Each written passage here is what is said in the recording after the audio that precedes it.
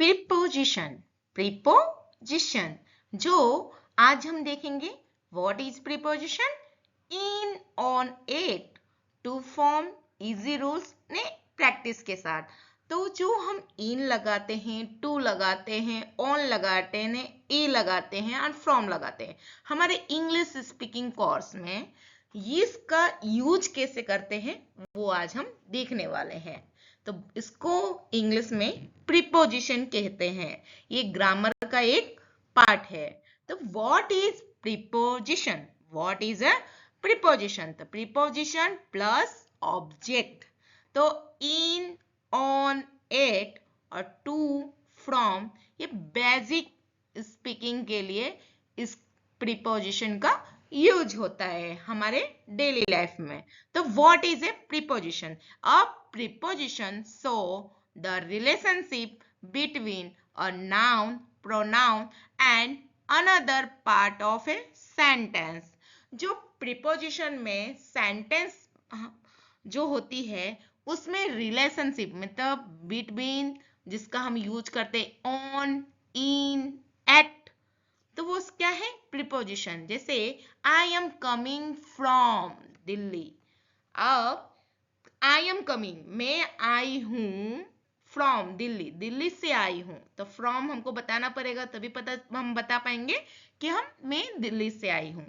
Ram depend on you, Ram depend है आप पे, तो ऑन आया। The noun, pronoun after the preposition is called its object। तो बच्चों इस यहाँ पे क्लियर लिखा है कि द नाउन हो या प्रोनाउन हो, आफ्टर द प्रीपोजिशन होता है उसको कहते हैं ऑब्जेक्ट।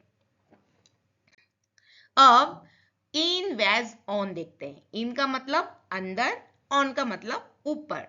तो जब भी आपको सेंटेंस बनाना हो इंग्लिश में तो आपको ध्यान रखना है कि इन में यदि मैं अंदर की जाने की बात कर रहा हूं तो इन लगाना है। ऊपर रखा है कोई चीज तो वहां पे मुझे ऑन का यूज करना है।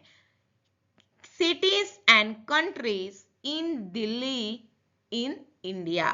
देखो सिटीज है और कंट्री भी है, वो दिल्ली है और इंडिया के अंदर है। जो सिटीज है दिल्ली वो किसके अंदर है? इंडिया के अंदर है। मंथ्स इन जनवरी, मंथ है पर कौन सा month? In January. Year in 2020, जब भी हम ईयर की बात बताते हैं तो इन 2020 ऐसे बताते हैं। Inside something in the bag, example I live in Gujarat, I live in Gujarat. मैं कहाँ पे रह रही हूँ? गुजरात के अंदर रह रही हूँ। इसका मतलब ये भी हुआ। अब ऑन का देखते हैं। ऑन मतलब ऊपर या पर। Surface on the table, surface on the table, तो वहां पे ऑन का यूज हुआ है मतलब पर। Days on Monday, days on Monday, days है पर कौन सा डेज है? मंडे, तो वहां पे ऑन का यूज होगा। डेज ऑन 15th अगस्त, तो ये है। साइड ऑन द राइट, कौन सा साइड है? तो on the right. Example the book is on the table, book कहाँ पे रखी है? टेबल के ऊपर रखी है। तो ये क्या है? इन और ऑन का हमने मीनिंग बताया। ईट, टू और फ्रॉम। ईट का मतलब होता है पर या में, और टू और फ्रॉम कहां से। ओके, तो एग्जैक्ट टाइम, जब टाइम की बात कर रहे हैं एग्जैक्ट, तो 8 6 mm। Small places, 8 the bus stop. Event में 8 द पार्टी। नाइट या नून हो तो 8 नाइट, 8 नून। तो एग्जाम्पल आई वेकअप 8 6 mm, मतलब पर और में, इसका यूज 8 का मतलब होता है। जब भी टाइम की बात होती है तो वहां पे 8 का यूज होगा। और जब भी टू और फ्रॉम मतलब डेस्टिनेशन, गो टू स्कूल।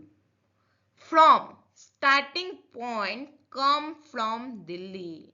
आप कहीं जा रहे हो, आपको स्टार्टिंग पॉइंट करना है तो आप दिल्ली से कर रहे हो, तो starting point come from Delhi. Example, she is going to work, she is going to work.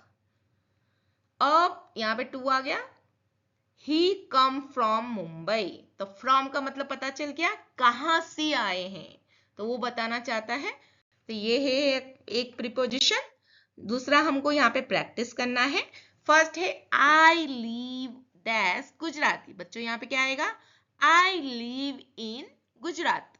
The books is है और द टेबल है, तो क्या आएगा, the books is on the table. जब आप ये सेंटेंस पढ़ोगे तो आपको इजी पे पता चल जाएगा कि यहाँ पे ऑन आना चाहिए। आई वेकअप अप, यहाँ पे टाइम लिखा हुआ है तो क्या आएगा, 8 आएगा। I wake up 6 am. She was born in January. हमने मंथ की बात कही थी, तो in January. I am going to आएगा बच्चों यहाँ पे, I am going to school. He come from Delhi. तो ये प्रैक्टिस आपको घर पे भी करनी है। Thank you for watching daily English with Asha. कल हम सेशन 2 देखेंगे, तो ये मेरे वीडियो को लगातार आप देखते रहिए, तो आप अच्छे से प्रीपोजिशन कैसे करते हैं डे टू डे लाइफ में वो सीख पाओगे। तो please subscribe, like and share.